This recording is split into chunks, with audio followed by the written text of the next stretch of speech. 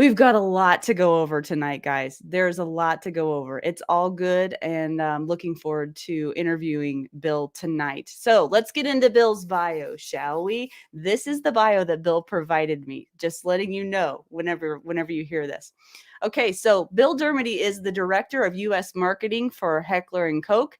He's a firearms industry veteran of more than 25 years and has promoted brands on both the hunting sporting side of the business as well as the shooting personal defense side. He is an eager learner and considers training and promoting training the best part of his job.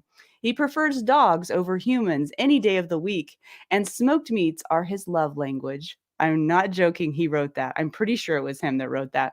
And as I said earlier in the broadcast, he was featured on Gun Talk Media's First Person Defender with Adam Winch as his instructor. And we'll be getting into that a little bit later. So let's bring on Mr. Bill Dermody. Hey, Bill, thanks for coming on. Thanks for having me. I'm excited. Yeah, well, I'm just really, really glad that you stayed up until 9 p.m. Eastern to be on I this. know, an old man like me, it is past my bedtime. No, it really is a pleasure. I've gotten a chance to get to know you a little bit better over the phone, and so doing this interview is really a highlight. So I appreciate your time tonight. So where shall we begin, right? Let's start with, I mean, you've got an interesting story. You've been in the business for quite some time and you have a diverse background in the gun industry. So tell us all how you made your way to H&K. How did that all come about? How did I made my way to H&K, or how did I weasel my way into the business so many years ago?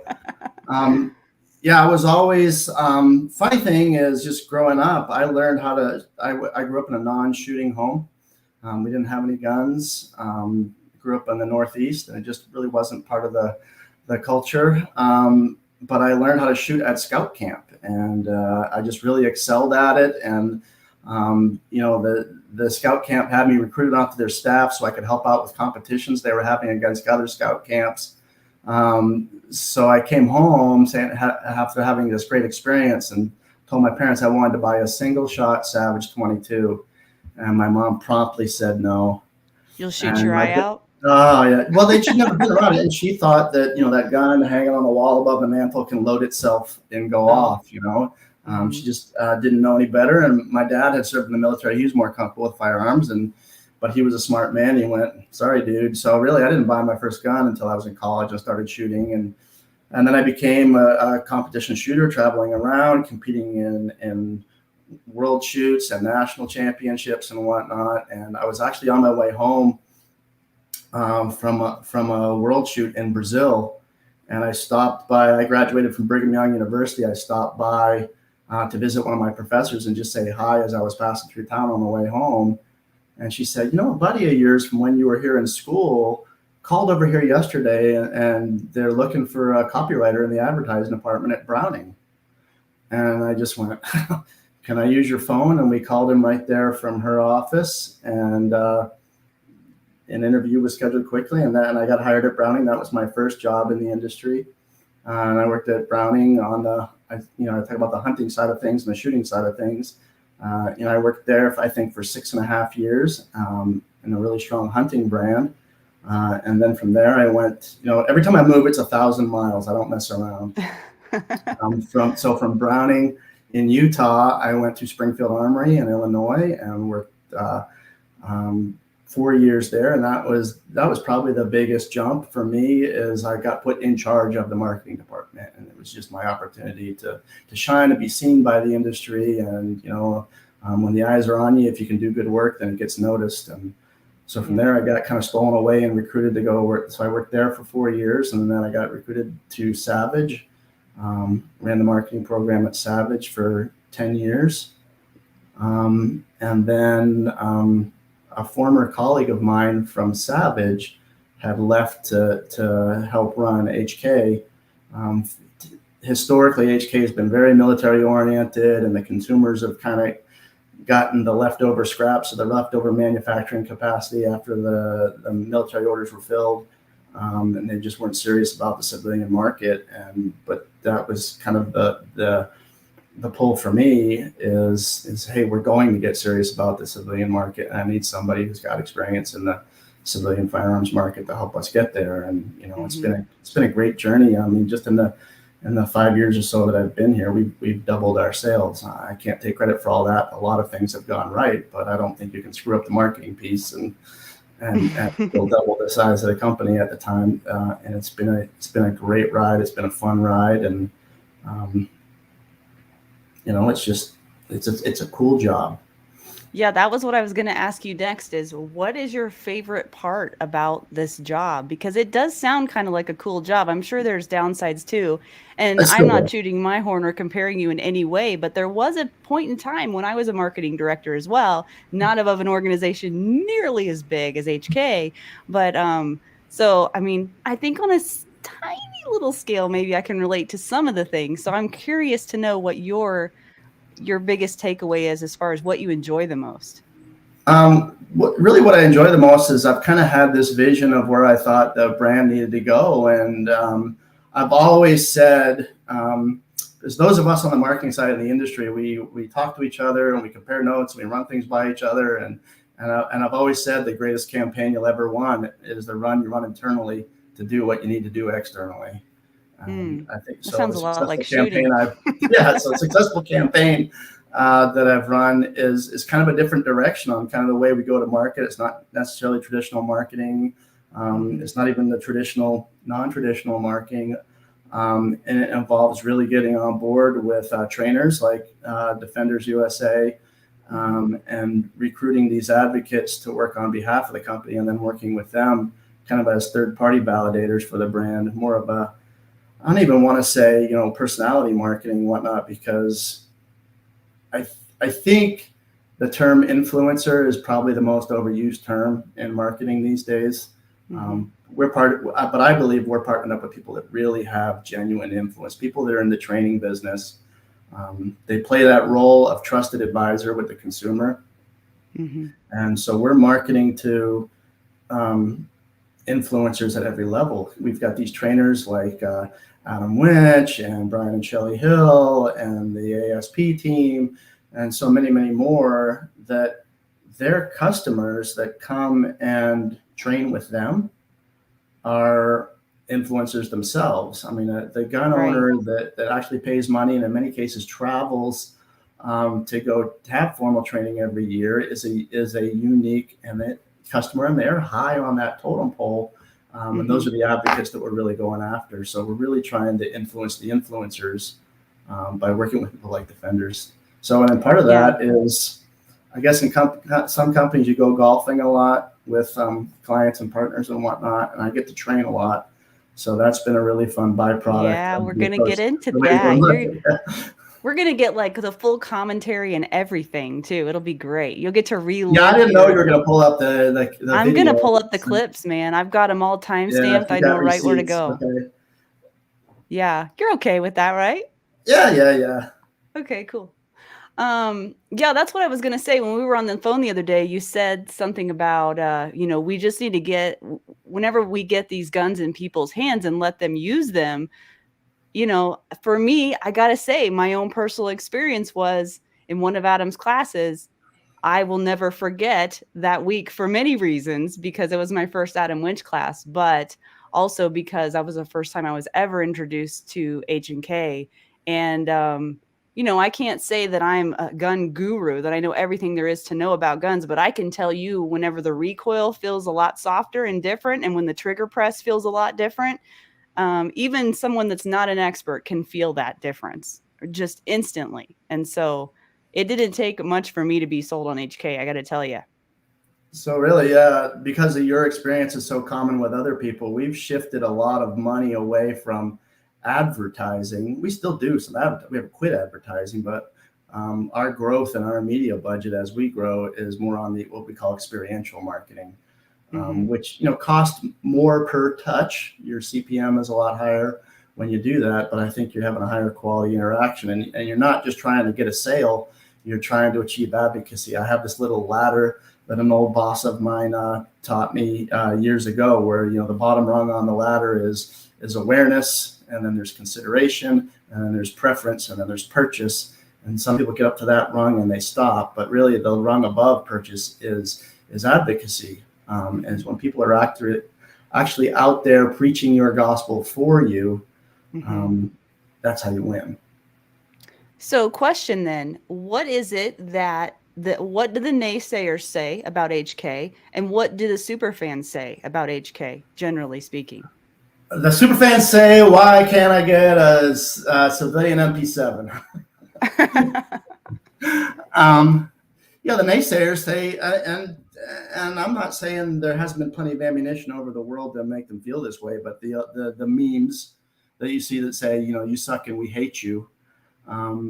There's the impression, and perception is reality, that we don't care about the civilian market, and what we do now, but it's pretty recent. So a few years does not a trend make. So I believe in life, if you have a reputation, good or bad, you probably earned it. So we haven't been serious about the civilian market till recently. A lot of our woes in getting certain products that people want badly to market in a timely manner are, I tell people that we have 3 bureaucracies that we have to deal with to get, like, a few years ago, we finally had a semi-automatic MP5, the SP5, and everyone was super excited about it. And, why did it take so long? Well, you got 3 bureaucracies to deal with. Every company has its own internal bureaucracy. And when I say bureaucracy, it's not necessarily a bad thing, but you have other people's priorities that you have to compete with, right? So if there's big contracts out there for MP5s that are occupying that manufacturing capacity, you're going to have a hard time making a case for engineering a semi-automatic version of it when you're sold out on the capacity anyway. So that internal bureaucracy comes into play, and getting that project on the list and in the program that was actually being worked on. But beyond that, we've got 2 different governments that we work with. We have German export controls, and we have American import controls, and they don't communicate well with each other. So when Germany says it can't be readily converted to a fully automatic gun to be exported, they don't have the same standard as the United States when it says it can't be readily converted to a fully automatic gun to be imported. They don't just say, "Oh, well, Germany says it's okay to export, then it's good to import." So you can get approval from one and not for the other, and then you're back to the drawing board. And now that you've changed it, you got to resubmit it to the first one before you can go back to the second one. And we've just that sounds like a fun process. Yeah, we got a lot of hoops to jump. Now, people say, "Well, why don't you just make them here?" Well, you still have to export the technology, which requires the same approval process. So whether you export the technology or export the product, the headaches are just as much. And I'm not saying that to make excuses. I'm saying that just by nature we should be somewhat slower than somebody who's manufacturing here domestically. But fairness, it just hasn't been as big a priority in years past as it is today. But I wouldn't be there if they weren't serious about the civilian market. And like I say, you don't double your sales in 5 years without being serious about the market. So. Yeah, absolutely. Well, you must be doing something right, I would say. So that's good. And I mean, it's been really refreshing to talk to you. I talked to you a little bit more about marketing on the phone. I didn't want this whole entire broadcast to be about marketing, but you really have a different way of looking at things, and that's probably why you've been able to set HK apart from some of the other brands. What I find really refreshing is you've got like a people first approach. You are more relationship based. Like when you talk about your brand ambassadors, like them, right? And Oh, and not that I find that super surprising, but just really refreshing. And the fact that you're the director of marketing for a gun company, but you also are out there training all the time, and we're I'm going to out there get doing to it. see I that. love it. Yeah, and I could tell that you have a passion for that, and that really shows through. So, I mean, all of those things put together, I think, are a huge win for And HK. my passion about it isn't just about me training. I mean, I've been in the gun industry a long time. And boy, I'm as serious a Second Amendment advocate as you're going to find. But I think you need to be honest that the freedoms do have unfortunate side effects at times. And I think it's incumbent upon each of us as gun owners to be more responsible gun owners. How does the phrase that John Correa goes, to be safe, sane, sober, moral prudent. Yeah. gun owners. Mhm. I think everybody should have the right to have a gun, but I think once you express that right, it's your responsibility to work on that list, right? And we're all on that journey. I'm not criticizing somebody who's not as far along as me on that journey, but you should be a student in my mind. And so we as a company, we decided that it's kind of our function to not only just sell guns to people and take their money, but to encourage them to get the training, to do the work, and point them in the right direction. As much as our brand ambassadors are out there promoting us, we're out there promoting them. Hi, Adam. Hi. Hey, Bill. So glad you're here. Hey, I want to touch on something you just talked about, right? I've had the privilege now to spend multiple days with you, and the interesting thing is I see over and over, as Laura brought up, is the heart behind you, behind Angela and the others I've seen with H&K, is that to me, the important part is really developing that mental mindset that if you ever have to unfortunately use the tool that H&K provides, right, there's a massive aftermath that comes.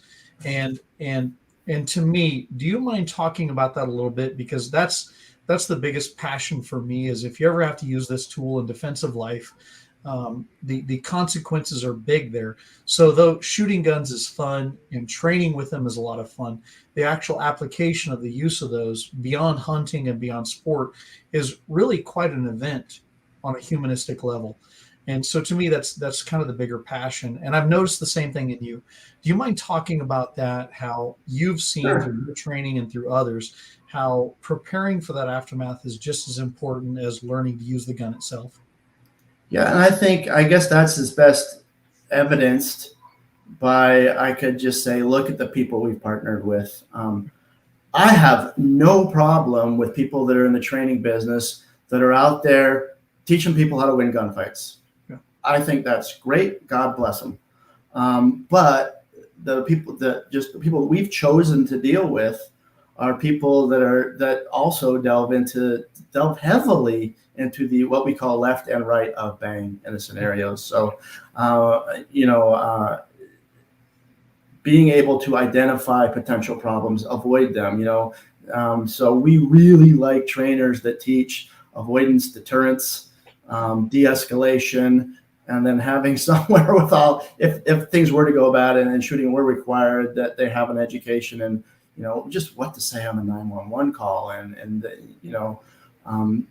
I think I'm proud of the product we make, and when we hear stories about people that have used the product we make to defend their lives, and I'm proud of that.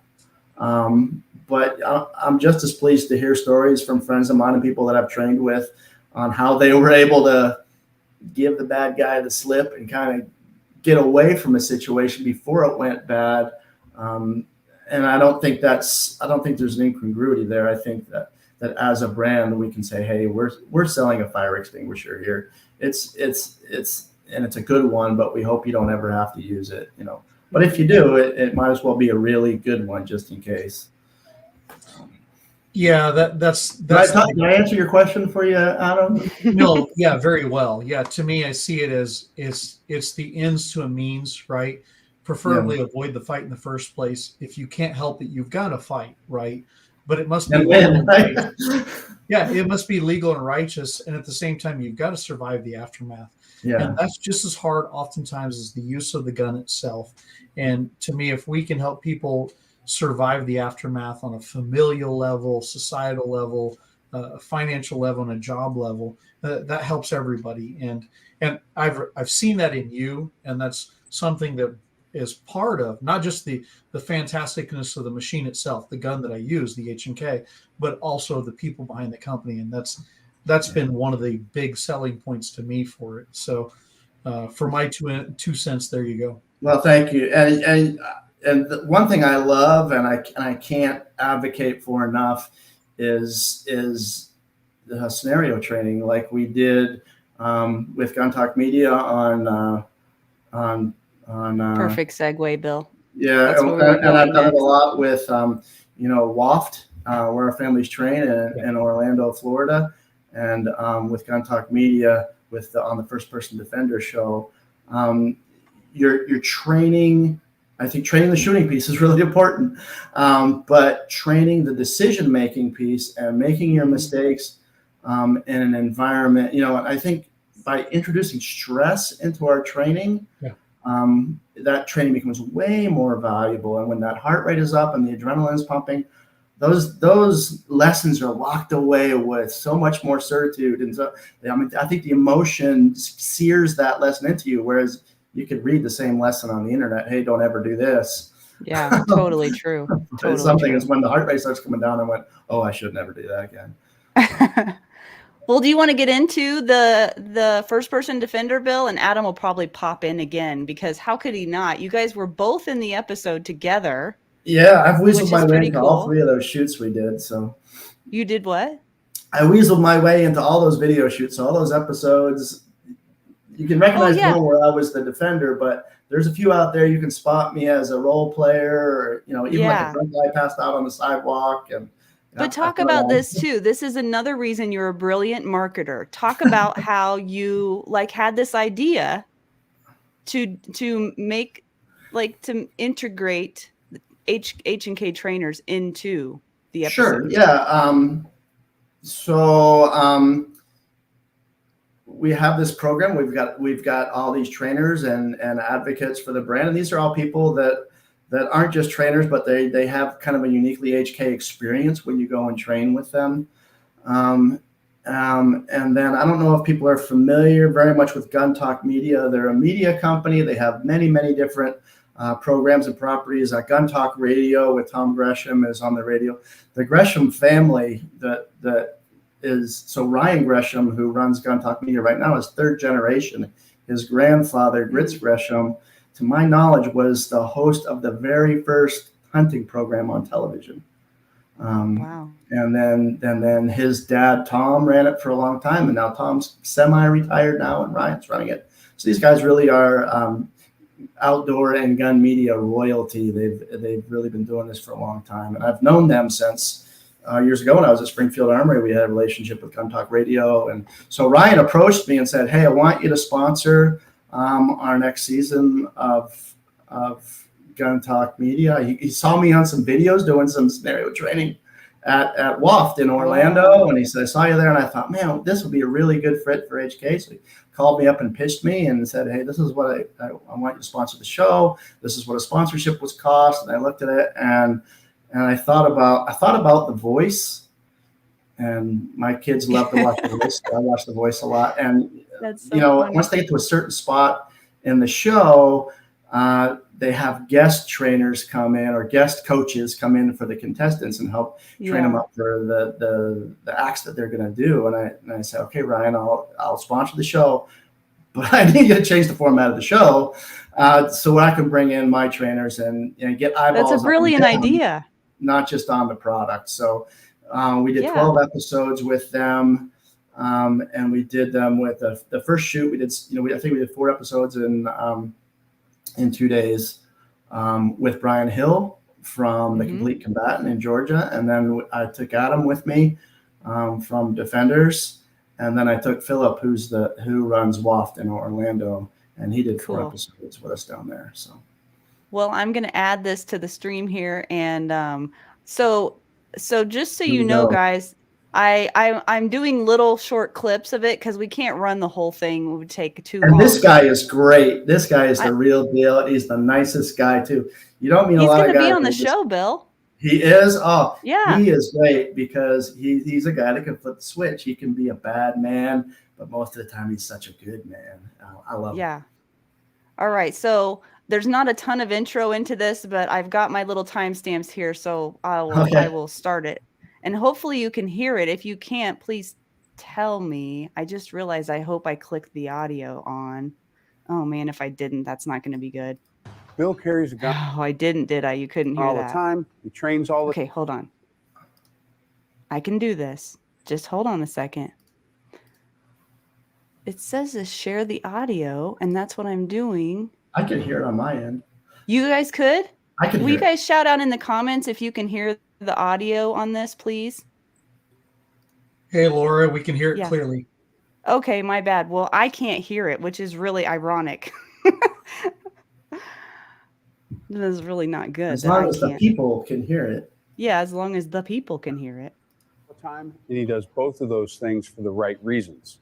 Well, luckily, we've got his HK trainer, Adam Winch, here, and Adam has a special scenario for him, and you know we're not going to make it easy. All right, Adam, you saw Bill's interview. He's a little too excited. What are we going to do to him?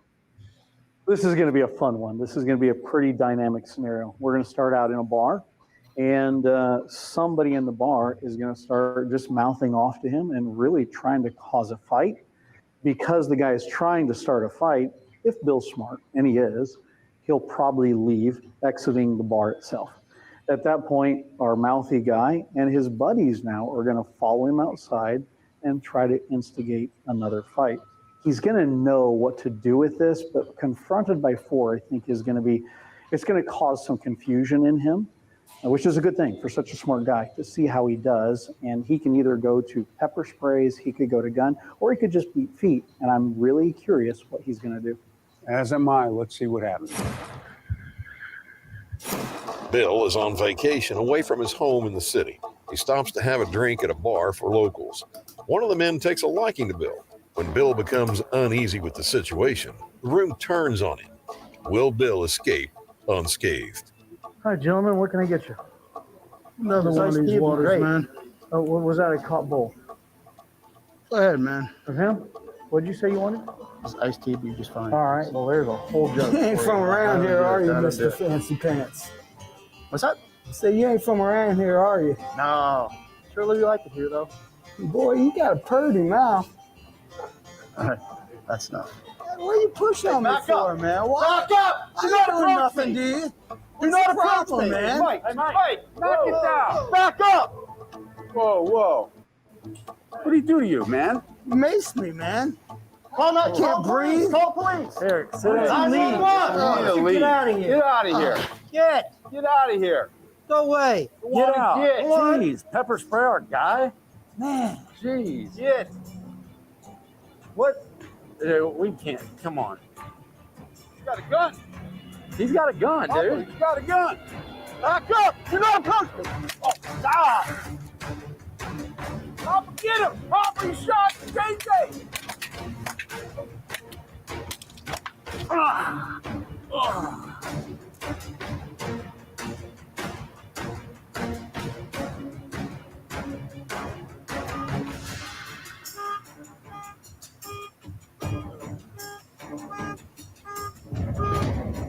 Stay down!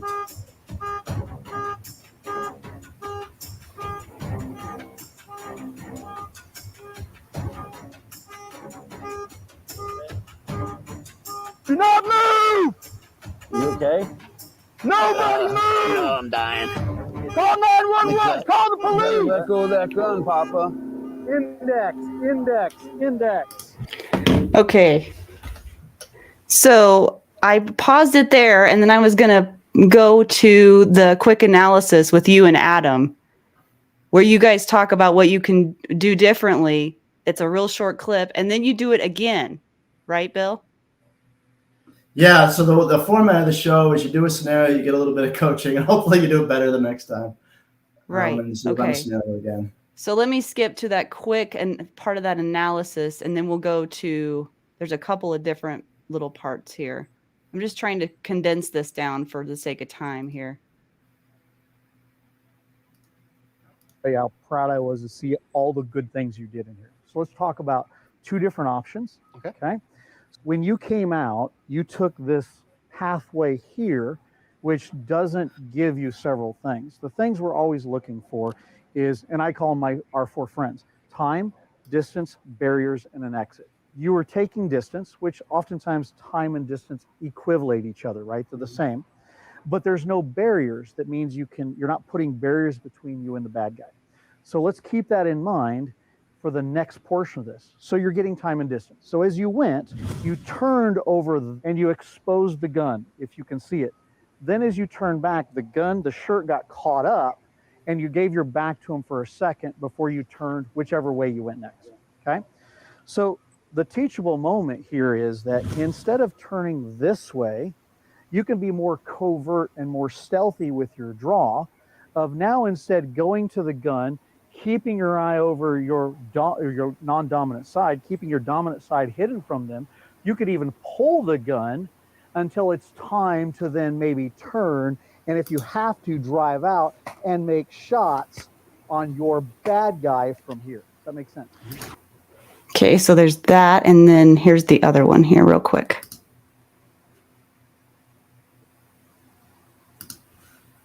Tools are looking for time, distance, barriers, and exit. And the sooner you do those things, the better. So in this case, you've exited here, they've followed you out. Maybe the best path for time, distance, barriers, and an exit is, instead of going this long way where it's open, is instead threading the needle of these cars quickly, right? So maybe I get on my gun and I watch over my shoulders. I'm quickly moving between the cars. Get back, get back, get back. And now, because this is a lower type of cover and this is a bigger piece of cover, maybe I just on the fly choose this, coming back here. Get back, get back, get back, get back, get back, get back, get back. Okay. And then we run scenario 2, which is down here. Look at me go. So now we're going to run the second scenario and see how you do. Once again, Bill is trying to wet his whistle at a bar for locals. The room turns on him again, and he's asked to leave. Will he implement his training once he's out of the frying pan and into the fire? Oh, what a day. Sir, A-day. did you say your name is Bill? Yeah, that's all right. Hey, Bill, you've been causing a few problems here today. Causing a Unfortunately, I got to ask you. Me? Yeah, Yes, sir. The whole time he's been causing a I'm just going to go ahead and ask you to leave, all right? No more issues. Just let's go ahead and take off. He's giving. Get out, man. problem. You're not welcome here. Yeah. Back up. Back Get up out. here. Hey, man, just leave. Back up. Just leave. Just Back leave. up. Back up. Hey, man, what's going on? We don't. Back up. We don't take. Back up. Do not approach me. What's happening there? Just leave it. I'm going to get in my car and leave. Don't anybody move. What happened? He sprayed me with something. What? Burns. Hey, come on. Come on inside, man. You probably shouldn't go anywhere. Do not approach me. Back up. What's going on? Where? What happened in there? Why you spray Call people? the police. Call the police. There was trouble inside. Why'd you spray people? What do you do? Call the He hit me police. with There's something trouble burned. inside. 911. Index, index, index. Okay, and then the final little conclusion here. This is good stuff. This is really good. My heart rate goes up just watching it. Over here. I'm having All right, flashbacks. Adam, I wasn't in there, but I was outside. Tell us what you saw. So he was very careful exiting the bar because two guys had keyed in on him. Once he got out, he tried to go a different route, but suddenly there was another person there. And he hopped a railing and took off between two cars, doing what we talked about before, looking for time, distance, barriers, and exit, which is what he did. That pepper spray flashed out as fast as if he had pulled it from the holster, and he hosed the guy down. And then as others began aggressing towards him, he ran off, giving great verbal commands. Then you put yourself behind cover. So at that point, you had gave great verbal commands, and then I noticed you asked for someone to call 911, which to me tells me you had thought through. You were trying to get other help on the way, so you didn't have to use the firearm. To me, that was a great conclusion to the entire scenario. We thought you did a great job on both scenarios. We're super glad that you finally got to participate in one of these scenarios because you've seen a bunch. It's a chest thumper. It really is. For sure. So what do you think of that? What was that like being involved in that? That looked pretty cool. You know, I've done some scenario training before. I was a little nervous about doing it. They've got 200,000 plus viewers for every episode. Oh, wow. And everybody on the internet knows everything. They know more than you. You know, and it opens yourself up to just get critiqued by everybody. And I don't know. Once it starts, though, you don't even see the cameras. You're in this kind of alternate reality. Well, I noticed a couple of times you looked over at the camera guys, like making sure they weren't one of the bad I know, I'm guys. like looking for their hands. Right. Yeah, I they think, were definitely. yeah, it's interesting to do these. It's like in the back of your mind, it's almost like a lucid dream where you kind of know it's not real, but it's not entirely fake either. Yeah. It's interesting to be in, but I really liked watching this. I watched these episodes over and over again. For me, it was like watching game film. I've done scenario training before, but I haven't been able to see the film and study it. I can pick out 100 things wrong that I did in each one of those scenarios. And if you're not going to point them out, I'm not gonna. But those really. What was that like for you, Adam? Was that was your first time with Gun Talk Media, wasn't it? Yeah, first time with First Person Defender and Gun Talk Media. First time I got to go down there with Bill. And the interesting thing is, for those in the audience watching this, you should go find First Person Defender or Gun Talk Media and go subscribe to those people on YouTube, right? There's some really instructive things on there. And HK has sponsored a bunch of those with Brian Hill, Bill here, and of course, I've gotten to do a couple too. What the cool thing was, and Bill didn't know this at the time, is when we set this up in the scenario, this was the first time ever in their history, and I think it's 5 or 6 years long, that the final scenario was a de-escalation scenario versus an escalation.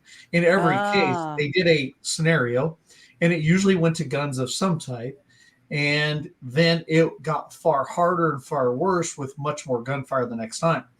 And the cool thing is we set this up purposely to make the hardest one the last one, but also the lowest use of force in a sense. And Bill, because he's smart, didn't go to guns because if you can avoid using guns, you should always avoid using guns, right? It's the last consequence. It's the last result. He instead pulled out his palm pepper spray, POM, for those of you looking for good pepper spray. He used palm pepper spray instead to spray down the assailant in this case and de-escalate the situation, which was perfect. And that's the first time in First Person Defender that's ever happened where it was being able to be de-escalated. And one, because he used time distance barriers and exit, because he used good tactics, good verbal cues, and he was able to avoid the fight instead of turning it into more than what should be. So to me, it was a complete success. Bill, you just proved how excellent intelligence and training worked, and it was fantastic. Well, speaking of our friends at Palm, I can't emphasize enough that I'm a firm believer in carrying a less lethal tool. You can't shoot everybody. There's some people that just need to get anointed. And the great thing is Palm on their website, they'll actually sell you 2 canisters. They'll sell you a pepper spray canister and an inert canister, which basically just sprays water. So if you want to practice that, take it to the range and practice on target, see what kind of a stream it shoots and how far it shoots. And, there's no point having tools if you don't know how to use them. And furthermore, if you hose somebody down defensively and you've used their product, they'll send you a new one for free, just for the mere fact that you use that. I didn't know that. And you can get Palm on Defenders Live's website, just FYI. I sprayed down a dog. Does that count? And guess what? You don't have to use a gun. And I'll tell you, using a gun is not that much fun. So I think that's a good thing. But really, in the overall scenario, the fact that you talked them down and used such good technique was brilliant. In fact, Bill, you did exactly opposite of what we thought you would do, and it was better. So normally they have an easier scenario than a harder one. And I think they were playing a little bit of dirty pool with me where they threw a 4-on-1 at me right out of the start. And I was suspicious of that. I was like, when your friends are involved, a little creativity comes out, and I'm sitting there. They had me they said the phrase they use is "Bill, you're on ice," and that means I had to hang out in the kitchenette and wait for them to plot against me. And I started to notice myself kind of get a little antsy, get a little excited, and get my heartbeat going, just sitting there. So I needed to self-regulate, and I seriously laid down on this little couch and took a nap. No way. So if I can jump in and add this, right? So what Bill's talking about, what he and I got to do with First Person Defender back in Louisiana, was really stress-induced training. And though there are people that will tell you that's gimmicky, the interesting thing is when you're in the middle of it, as Bill has kind of said here and might say more, the brain doesn't oftentimes recognize the difference between the scenario and real life. And your brain should experience that the same way a pilot would be in a simulator. Your brain needs to simulate that in a safe environment before it goes to real life. So I think it's extremely important training. And well, I mean, you guys saw in that little clip, go see the whole thing, but you saw in the little clip that because he's been through simulation training before, he was able to do very, very well in this. Not only dominate, but It's harder than it looks. yeah, It's but even way the harder than it escalate. looks. Yeah. Yeah. So I think you get better at it as you do it. Yeah. But it still elevates your heart rate. It still gets you nervous. It's just, I've noticed that my ability to think through it and to not be in this weird cloud has improved. But I don't get any less wound up, even after I've done it a lot. So they say you're inoculated to stress. Doesn't mean you don't feel the stress. It doesn't mean the stress goes away. It's just you learn how to deal with it. Right. Well done. Good I'm stuff. proud to be part of H&K. It was fun. I'll jump out. So we don't have a whole lot of time left. I think we've maybe got 15 minutes left. So let's make it count. If you have questions for Bill, pop those in the comments now because we'll be getting to the live Q&A here in a quick hurry. So be thinking of good questions for Bill as we move forward here. And yeah, let's see here. I think I had a couple more things I wanted to run by you. So we did go through all of the scenario training. Are there any like upcoming events where we can see HK or what, something we should look forward to? We've been popping up your website, your social media and everything so people can go there to learn more about the brand. We're going to be at the Mingle this weekend. That's sold out. It kind of slows down for us throughout the summer, but we kind of hit all the usual events, the USCCA show, the NRA show, the Great American Outdoor Show in Harrisburg. And we do a lot of smaller events. We're going to be at GunCon, which is at the Brownells range in Iowa. We're going to have a range slot there. So we're attending a lot of in-person events outside of the training piece of what we do, just in-person marketing where people can go and try the guns. And so that's a real high priority for us. If we can get somebody to see, touch, meet, like at a trade show where they can see the guns, touch the guns and meet our people, that helps our business. If we can get see, touch, shoot at an event, that's even better. And it's going to become even bigger priority from us because like your experience that you shared. I could have gone into more detail, but I held back a little bit. But no, I literally won't forget it. It changed a lot about a lot of things for me that entire week did. So you combine HK with Adam Winch, it's an experience, let me tell you. I know I'm not the only one that can attest to that. Okay, so let's go into the Q&A. We've got a few questions here. Before we do that, I'm going to do my shameless plug of please go to defenders-live.com, check out our partners page, and get on our email list so you can stay up to date on upcoming guests. You can see past episodes there as well as past guests as well. And then let me see what's in the questions here. So just so I make sure that we don't forget to talk about this, let's just, if nobody's heard about the elephant in the room, should we address that here before we get to these other questions? Because I don't see any of them are addressing that. So let's do that here real quick. Yeah, we've had a rough couple of days on social media. We had somebody make a misstep on social media, and the internet punished us for it. At HK, we are set up like a lot of other companies in the industry are. It's a very common practice to hire an outside vendor to handle the social media management of our streams.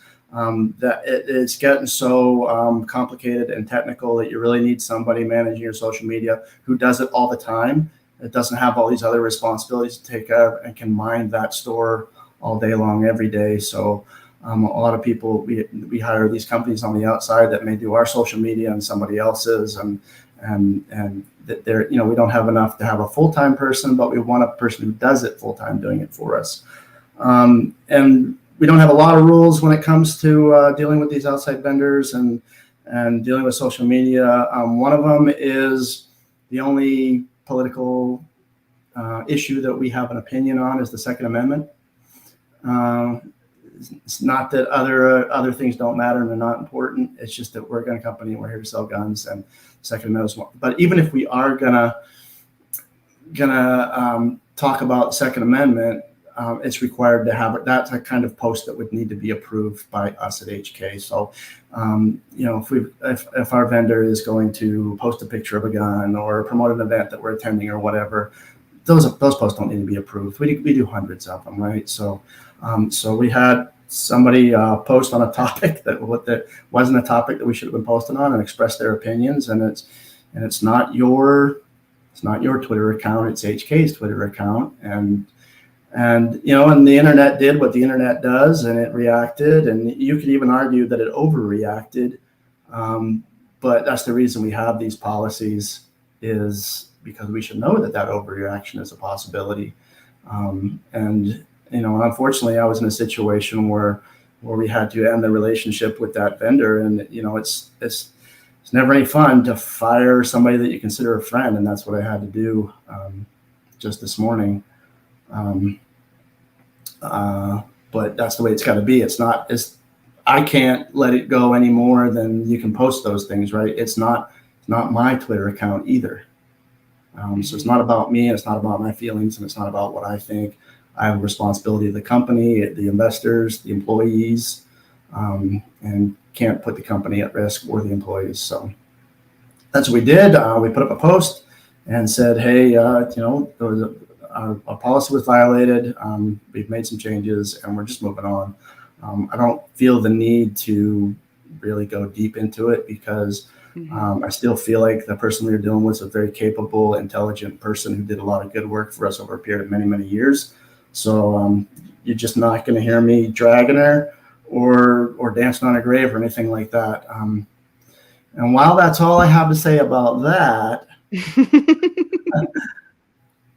like I said, everybody on the internet thinks they're so smart, right? Well, some industrious investigators went out on the internet and found some pictures of a colleague of mine who happens to be a woman, and posted her face and her body all over the internet. And hey, Sherlock Holmes, it wasn't her. She had nothing to do with it. She doesn't manage the day-to-day posts on social media. In fact, she's been helping me clean up this crap today. So lay off her. You don't know as much as you think you know. Oh. And that's all you have to say about that. Me and Forrest Gump, that's all I gotta say about that.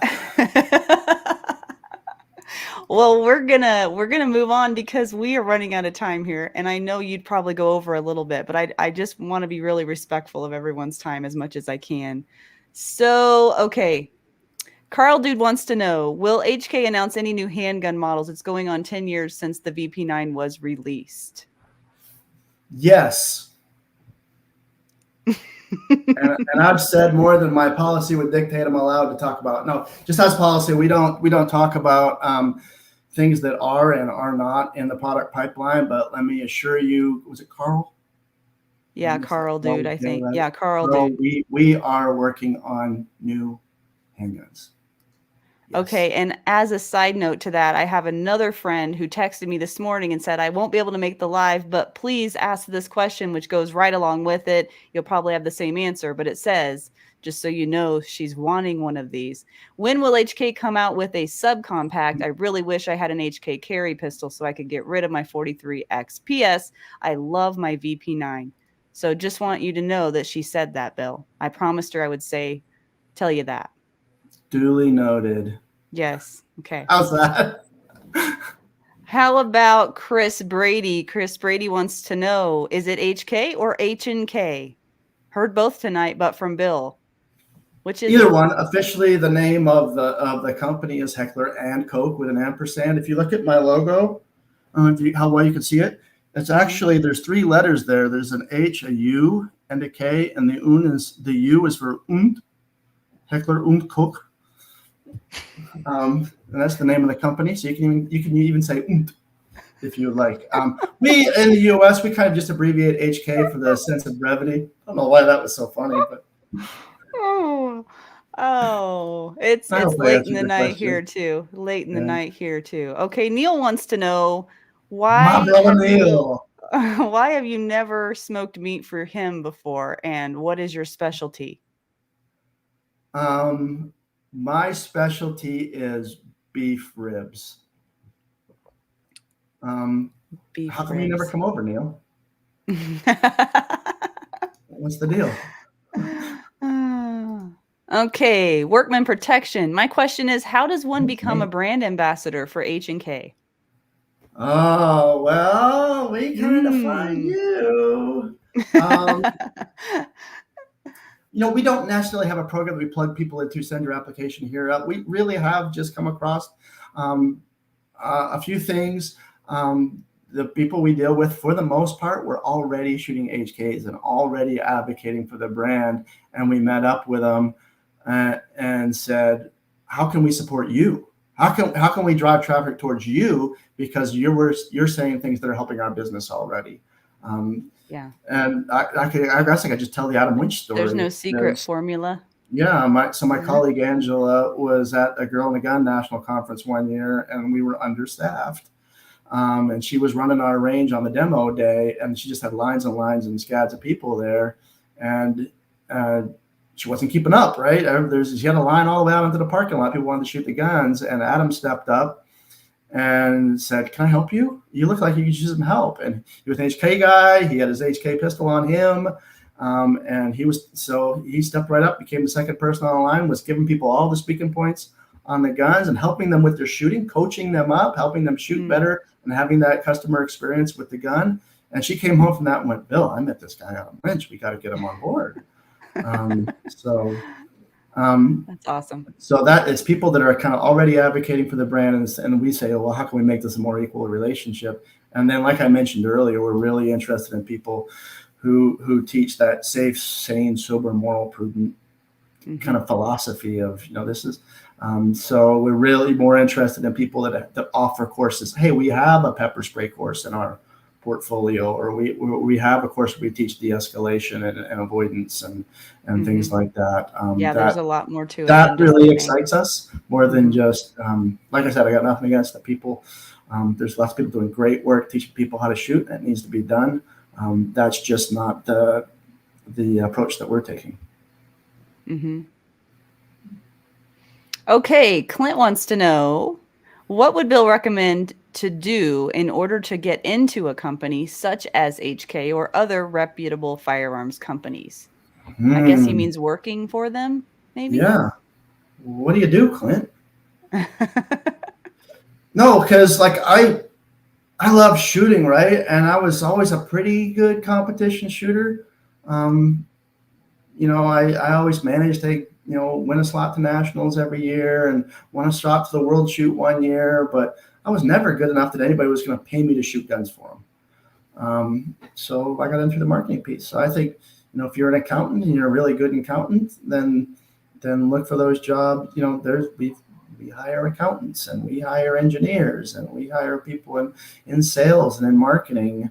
That if you're good at what you do, there's a place for you. You don't necessarily have to be a trigger person. Okay, and Defenders USA wants to know. Hey. HK seems to be working to break into the civilian market. Can you tell us about why HK is the right choice for the everyday civilian? I think one reason, we built our reputation on the military market. When I first got to HK, I did a brand audit that I kind of put together, where we did hour-long interviews with employees, with dealers, with end users, with people at the distributors. Just kind of auditing the brand. Where are we? HK is very much a long gun military brand, but a handgun company, right? It's this handgun sales are what's going to pay for my kids' college. But every single person I interviewed, I said, name an HK product. They said MP5. It was the first one. Every single person, 100%. So that's what our reputation was built on. That. And when we build a civilian-oriented product, we don't lower the standard. We subject that civilian product to all the AC 225 testing that NATO requires, with the 6 different viscosities of mud and sand, and we even added a few because there wasn't a lint test that NATO required. You got to make sure belly button lint doesn't tie that gun up, right? So I think that is, we don't compromise that military standard and reliability is the most important thing above accuracy and everything else. It's got to work 100% of the time. And then also on the VP9 in particular, just from an ergonomic standpoint, what Laura has already talked about tonight, where it's completely adjustable. So not only are the back straps adjustable, the side panels are replaceable. Your gun comes with a full kit of these, and you have 27 different grip combinations where you can change out side panels and back straps. So I think it's, especially for a really new shooters, Laura, how many times have you had a new shooter go, I picked up gun X, I pointed it, it felt awesome, and I bought it, and you thought to yourself, but I haven't fixed your grip yet. You don't know what qualifies you to say, hey, that felt great, that point's nice, right? Right. So at least with an HK, if Laura or Adam fixes your grip and the things change, then you can adjust the gun to yet still fit perfectly in your hand based on the way you shoot. So I think you have a flexibility as an owner to, as you learn and grow, or even if you experiment with techniques and change things along the way, that gun can be the perfect fit for you if you want to spend the time on it. Okay. A couple more things. We're just 2 minutes over the hour, but real quick, let's see. There is a comment in here. I'm not sure what it's about, but maybe if you email me, Matthew Harris, and I can get you connected with Bill on that question that you have, because I'm not sure what it is exactly. But if you would do that, then we can get you connected with him and you can get that question answered. John Correa wants to know a couple of things. When are you going to admit that he's more handsome than Neil? And when is he going to get that cocking assist lever for his VP9? I will admit that he's more handsome than Neil, but Neil is funnier than John. That's awesome. And I sent you that. Stop telling stories. I sent you the damn cocking lever. Telling stories to make friends. Isn't that what they say? Right.